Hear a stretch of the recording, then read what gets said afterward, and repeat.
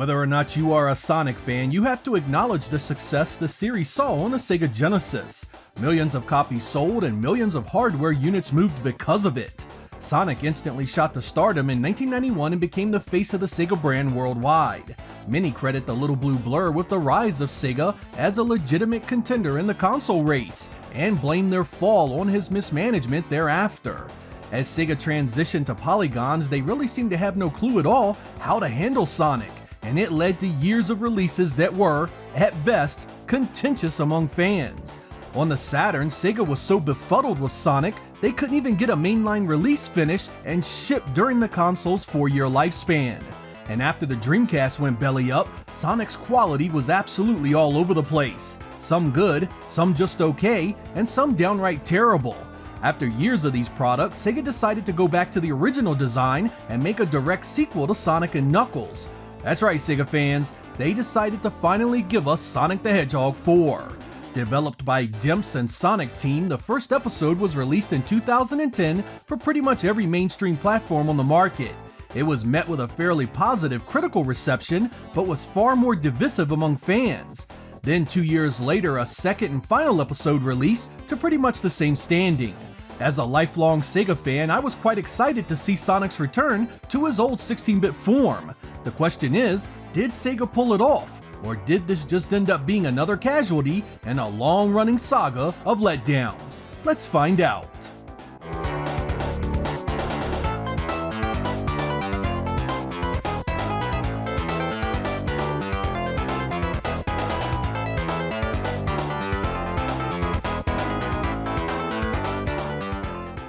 Sonic 4 was split into 2 episodes, one released in 2010 and the second in 2011.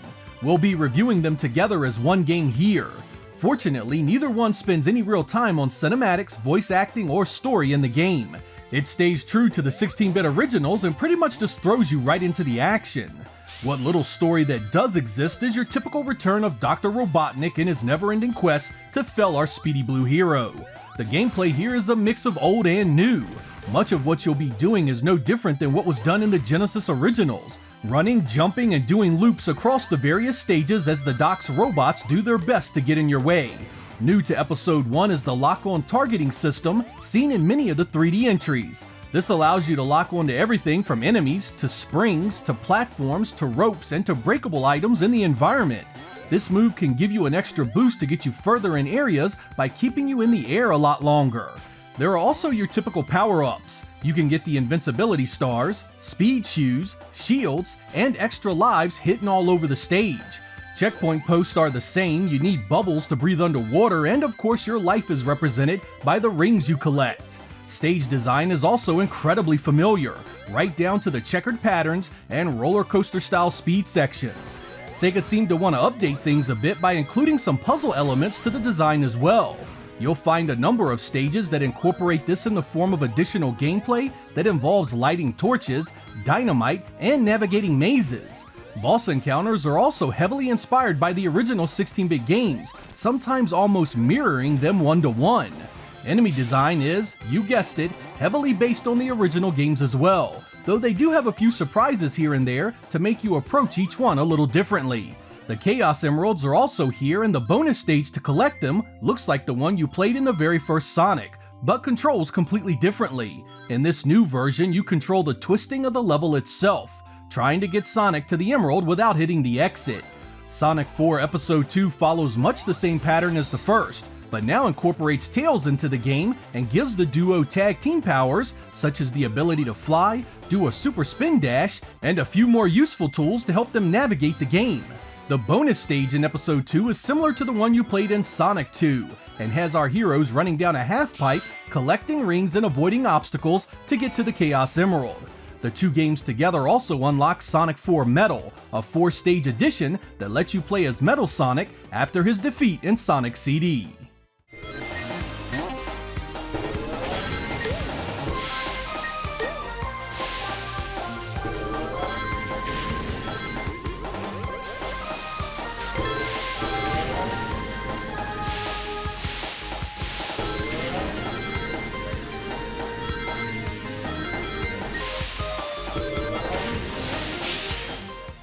The visuals of Sonic 4 are sharp, colorful, and very much in the same design of the original Genesis outings. Much of what you'll see here is instantly recognizable. I really did enjoy the small details in the backgrounds, like multiple layers of parallax and the polygons that gave everything a 2.5D feel. To be honest, this is how I always envisioned Sonic 4 on the Sega Saturn. Mainly a two-dimensional experience with touches of polygons here and there to make it feel fresh and new. On the surface, there really isn't anything obnoxiously wrong with the visual presentation, and I think many of you will find it more than acceptable. The more I played Sonic 4, however, the more things started to bother me.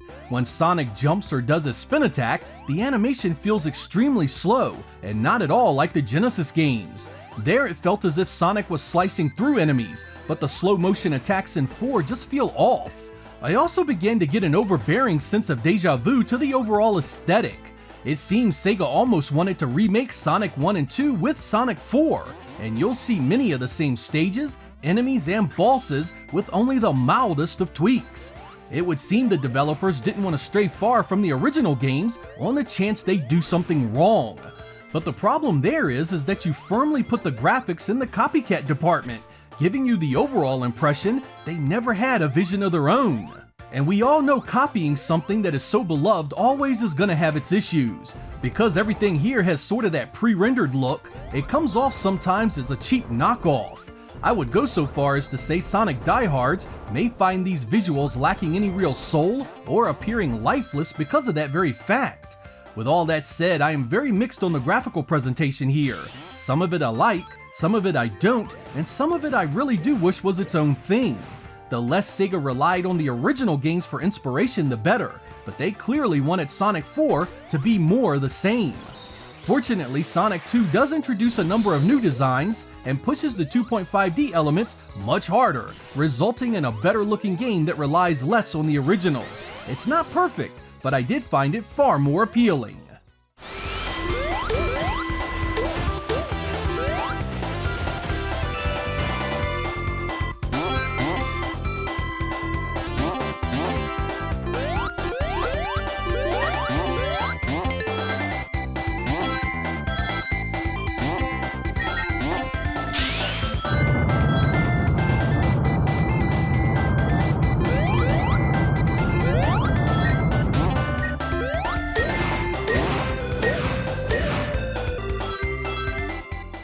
One area where the Genesis Sonic titles really excelled was the fantastic soundtracks. Each Sonic had its own anthem that was just as memorable as the graphics and gameplay.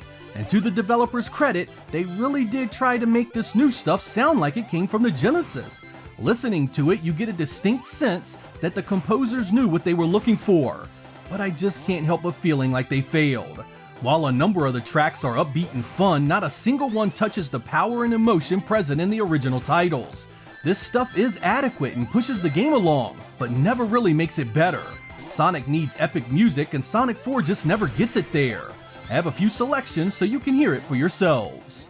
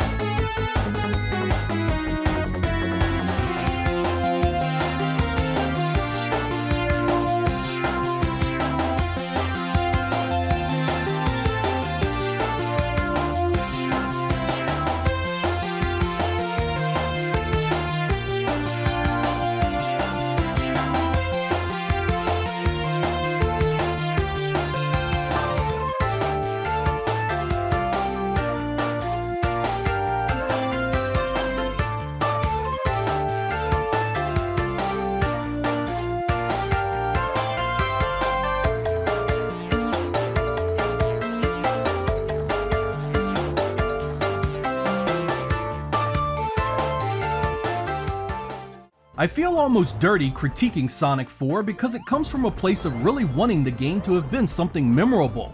And for some of you, I think it'll be just good enough to get you there. The inspiration it takes from the original two-dimensional 16-bit games will no doubt have a ton of appeal. Sonic 4 also lets you play many of its stages at your leisure. You can switch between the worlds easily, replay bonus stages as you open them up, and even revisit areas and bosses after they are defeated. But if you are looking for Sonic 4 to be more than just a rehash of those old ideas, well, there is a lot here that's gonna rub you the wrong way. The plasticky pre-rendered look of Episode 1, the slow animations, and the soulless music will weigh heavy on your expectations. It also has some weird physics going on that make both games feel a bit funky while you play. Sonic feels really heavy and can stop almost on a dime, which makes the acceleration feel oddly broken at times. It isn't something that ruins the game, but it's there, and it's likely a side effect of using that slow animation I was complaining about earlier. Sonic 4 also employs the cheap and irritating tactic of trying to extend its length with a boss gauntlet, or replaying all the bosses in a row before you get to the end. I hate when games do this, especially when it comes at the obvious attempt to cover up an extreme lack of content. You need both episodes together to make Sonic 4 feel like a fully fleshed out product, but even then it still feels short.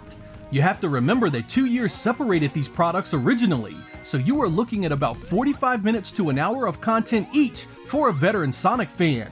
That ain't much for a game these days, even one that was digital only. Of course, time itself has been very unkind to Sonic 4 thanks to the release of Sonic Mania.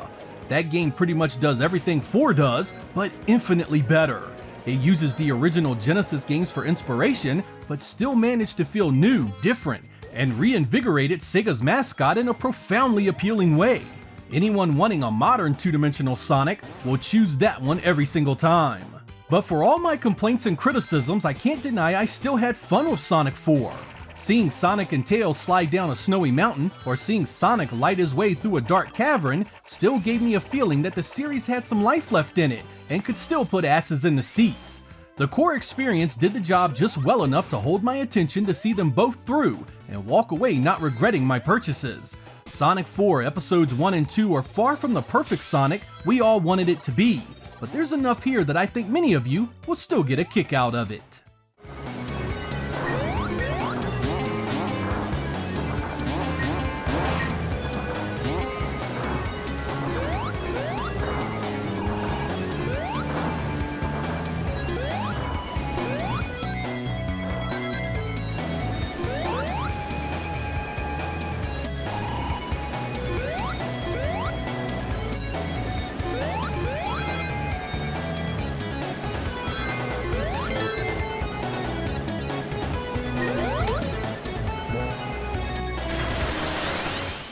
The timeline of Sonic releases and the people that play them is one heck of an interesting topic. Opinions vary like you wouldn't believe, and the fandom is all over the place on which games are good and bad. But even in all that chaos, Sonic 4 is still an outlier. Professional reviews will lean more positive, while user reviews go much further the other way. It's a strange mix of love and hate that confounds me to this very day.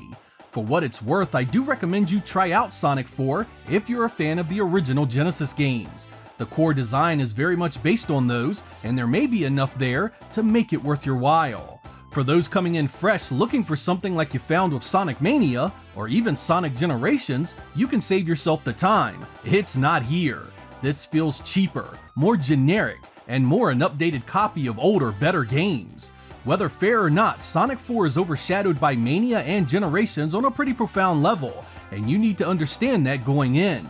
For those of you that played Sonic 4 thoroughly, I'd love to hear what you thought of it and how it compares to the other games in the Sonic universe. If you'd like to own this today, it can still be purchased digitally on Steam and for the Xbox line of consoles. If you are patient, you can usually pick up both episodes on sale for just a few bucks. I'm Sega Lord X. Thank you guys for watching, and I will catch you next time.